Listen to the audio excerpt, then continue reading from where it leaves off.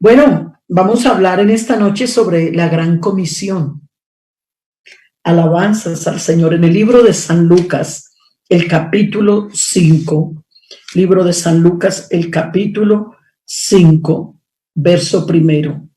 Aconteció que estando Jesús junto al lago de Genezaret, el gentío se agolpaba sobre él para oír la palabra de Dios, y vio dos barcas que estaban cerca de la orilla del lago, y los pescadores, habiendo descendido de ellos, lavaban las redes. Y entrando en una de aquellas barcas, la cual era de Simón, le rogaba que la apartase de tierra un poco, y sentándose enseñaba desde la barca a la multitud. Y cuando terminó de hablar, dijo a Simón: boga mar adentro. Y él echó boga mal adentro y echad vuestras redes para pescar. Disculpen, hermanos, es que desde que me operaron mis ojos a veces no veo bien y la luz está un poquito que no me alcanza como a ver bien, y no he podido adaptarme a unas gafas que me mandaron. Disculpen, estoy leyendo como principiante, pero ustedes me entenderán y me perdonarán. Yo en esta noche quiero hablar un poco sobre esto, sobre la importancia del ejemplo que nos dio el maestro. Visión, pasión. Estaba escuchando la hermana que dirigió el culto, la hermana Sara de Misiones, y cuando terminé la oración, ella dijo unas palabras. La hermana que tiene esa carga, la hermana que tiene esa visión, y, bueno, en fin, unas cosas así. Pero déjeme decirle, iglesia, que esta debe ser la visión de todos. Este debe ser el sentir de todos. La Biblia dice: haya pues en vosotros este mismo sentir que hubo en Cristo Jesús, Señor nuestro. Y yo quiero invitarle a la preciosa iglesia del Señor que me está escuchando en esta hora, que te atrevas a pedirle al Señor que te dé sensibilidad, porque la falta de sensibilidad es señal de muerte. Cuando una persona, lo he puesto el ejemplo y quizás usted lo habrá escuchado, y si lo habrá escuchado, pues se lo repito, pero habrá alguien que no lo habrá escuchado. Había un hermano que tenía azúcar en la sangre y diabético, y un día fue a salir con su esposa de la casa. Tenían que salir a hacer una diligencia y se perdió la llave, no la encontraban. Entonces, no, vámonos, le dijo él a ella, vámonos porque nuestra hija llega a mediodía al colegio y ella tiene una llave. Y se fueron a hacer las diligencias, y él dice que anduvo más o menos como 3 horas, caminando, y como a las 3 horas regresaron. Y entonces él se sintió un poco cansado y se sentó al lado de la cama. Y como él es bien alto y su pie es bien largo, entonces se agachó para quitarse los zapatos, cuando de pronto, como su zapato bien largo, cuando se quitó el zapato, de pronto sintió algo en el fondo que se movió. Cuando miró, era la llave. O sea, la llave se había caído dentro del zapato. Él no se dio cuenta y anduvo 3 horas con esa llave en el zapato y no la sintió. Cuando él se quitó la media, su pie estaba morado. Entonces inmediatamente llamó a la esposa, y la esposa le dijo: vámonos ya para la clínica. Se fueron para la clínica, lo hospitalizaron y le tuvieron que amputar 2 deditos, casi le tienen que amputar la pierna. Perdió la sensibilidad y por eso anduvo con esa llave y no sintió. Se le murieron sus 2 deditos. Es que la falta de sensibilidad, querida iglesia, es señal de muerte. Que Dios nos ayude esta noche, en este culto, para que se reviva esa pasión, para que si tú a causa de tus afanes, de tus preocupaciones, de tus ansiedades. Estás de pronto desubicado, se te ha olvidado el programa de Dios. Sabe que una de las cosas por las cuales, mis hermanos, yo he estado satisfecha, claro, me da mucho dolor ver el sufrimiento de la gente, pero en parte lo de este confinamiento, yo he estado satisfecha por algunas cosas espirituales que me preocupan, porque veníamos con tantas carreras, tantos afanes, vaya, venga, corra, poco tiempo para estar en la cámara secreta, poco tiempo para escuchar a Dios y sus programas espirituales, poco tiempo de oración, de ayuno, muchas veces programas de oración a la carrera, programas de ayuno. Es más lo que a veces llegaba la gente a sentarse, a mirar a ver a qué horas es el devocional. ¿Cuántos cristianos asistían a un ayuno solamente por el interés que oraran por su petición personal, pero no les importaba la obra de Dios? No les importaba la obra de Dios. ¿Y qué ha hecho el Señor con este confinamiento? Es como si le hubiera dicho a la iglesia, ¿sabes qué? Te voy a poner un freno. Le voy a poner un freno. Ya se acabaron las carreras, se acabaron los afanes, se acabaron las llegadas tardes al culto de muchos cristianos. Entonces el Señor nos tiene en este confinamiento y quiere que les diga algo, mis hermanos, en el nombre del Señor Jesús. A veces siento, esto no se va a terminar el día que el hombre quiera, por más que se hable que de la vacuna, tanta cosa que me escucha. Para mí, esto de esta pandemia se va a acabar el día que el Todopoderoso ponga la mano y diga, hasta aquí.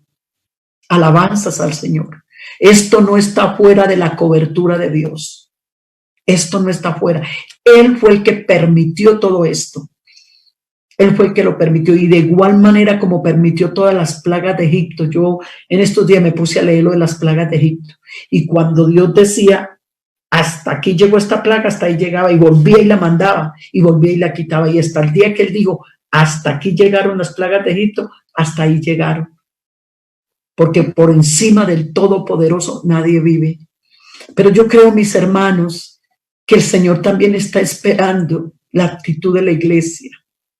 El Señor está esperando qué tantos compromisos estamos haciendo para que cuando nuestros templos se abran, ir de verdad de todo corazón, no religiosamente. Yo fui católica hasta los 13 años que conocí a Dios, y yo sé lo que es ser católico, lo que hice a la iglesia por costumbre. Yo sé lo que es rezar, yo sé eso. Y créame lo que a veces me preocupaba a algunos cristianos que han tomado la iglesia religiosamente. No se les veía como ese espíritu de quebrantamiento, de humillación. Yo recuerdo cuando yo llegué a la iglesia, una de las cosas, siendo muy joven, que me impresionaba era ver cómo cuando uno llegaba a la iglesia, todo el mundo de rodillas. Cuando el pastor decía, hermanos, Dios les bendiga, o quien fuera a dirigir el culto, la gente se paraba. De resto usted escuchaba, y eso que no habían unos pisos de mármol como hoy en día, ni unas sillas tan cómodas.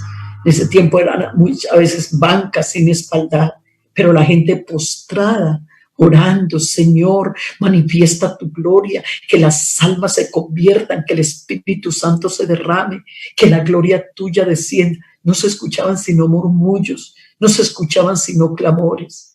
Ay, hermano, yo cómo sufro cuando yo llego a una iglesia y yo veo antes del culto la gente sentada, la gente apática, la gente como esperando una presentación. Ojalá que en esta noche hagamos un alto en el camino para que cuando regresemos a nuestros templos, regresemos con una pasión viva, con ganas de orar, con ganas de adorarlo y con ganas de seguir proclamando esta bendita palabra. Alabanzas al Señor. Isaías 6:8 dice, después oí la voz del Señor que decía, ¿a quién enviaré? ¿Y quién irá por nosotros? Eso tiene un signo de interrogación, una pregunta. Pero qué bonito, porque ahí también está la respuesta. Entonces respondí yo, heme aquí, envíame a mí. ¿Será que en esta noche me pareció tan bonito la decoración? Creo que es el templo, en fin, todas esas banderas de todos esos países. Ay, hermanos, pero más que esa decoración, hay un mundo que está perdido, que está en tinieblas y que Dios más que nunca nos está necesitando para hacer esta gran labor. Dice la palabra de Dios, habrá gozo en el cielo por un pecador que se arrepienta. Imagínense ustedes que si hay gozo solo por uno, ¿cuánto más, hermanos? Yo estaba tan feliz escuchando a nuestro misionero de España.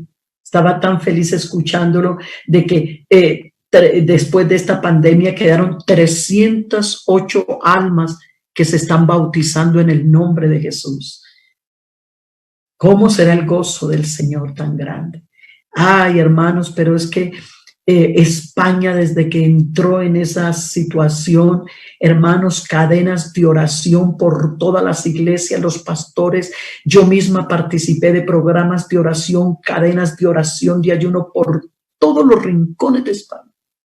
Yo creo que el cielo nunca había estado tan engalanado de oración como en este tiempo. Ojalá permita el Señor Jesús y que el Espíritu Santo nos ayude para que esto, el día que se vuelvan a abrir los templos, no se muera.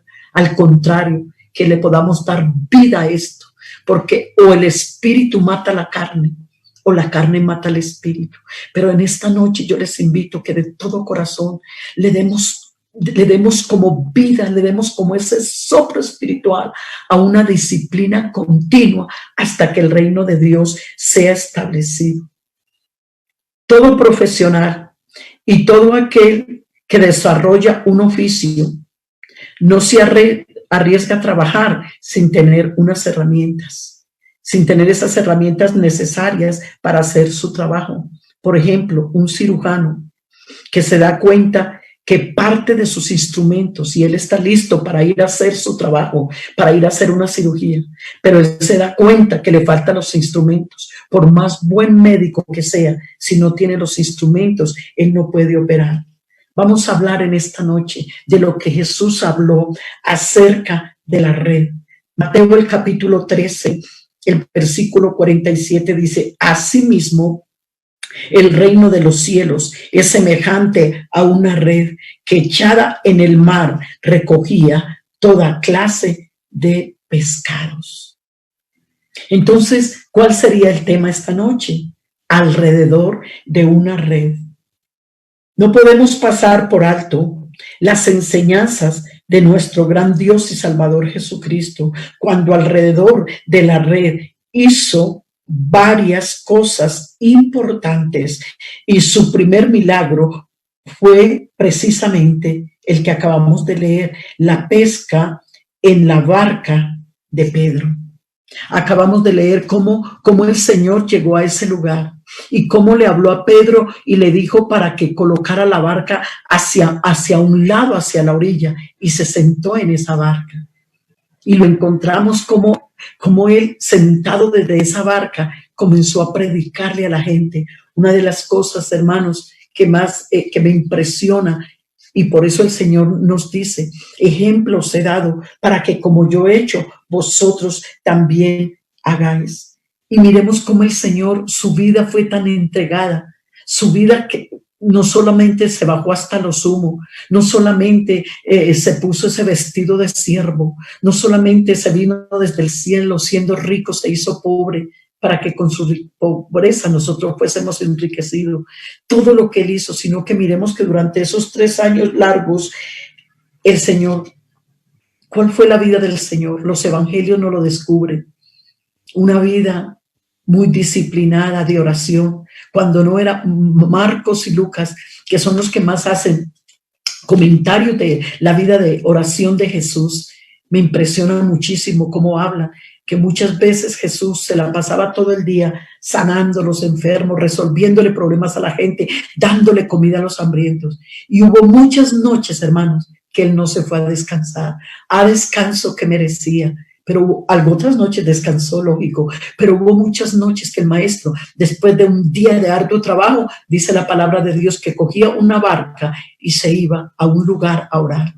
Dos lugares que escogía Jesús para orar, cuando no eran las orillas del mar, eran las montañas. Esto, para él representaba mucho. Y cuando no era que pasaba toda la noche orando, entonces dice la palabra de Dios que muy de madrugada, antes que amaneciera, nuestro maestro se iba a orar. Qué disciplina de oración. Qué bueno poder entender nosotros en esta noche que nuestro ejemplo y nuestro maestro de oración se llama Jesucristo. Por eso, hermanos, en esta noche necesitamos que lo que es la pasión de oración, de la búsqueda de Dios y el evangelismo, el trabajo por la salvación de los perdidos, era el trabajo del maestro.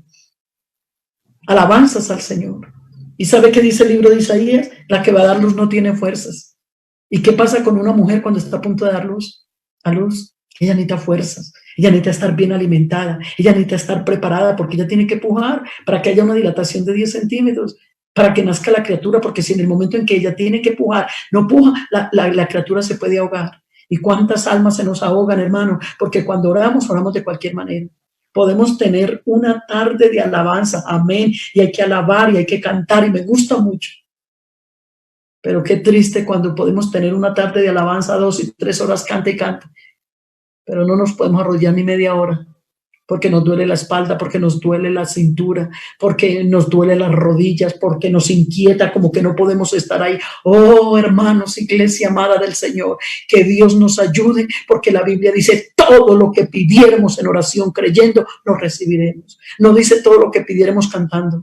Dices todo lo que pidiéramos en oración. Y por favor no me malinterprete. Que Dios bendiga a ese grupo hermoso que cantó para el Señor esta noche. Pero creo que debemos hacer las cosas como tiene que ser. Cuando hay que cantar, pero cuando hay que orar, hay que orar.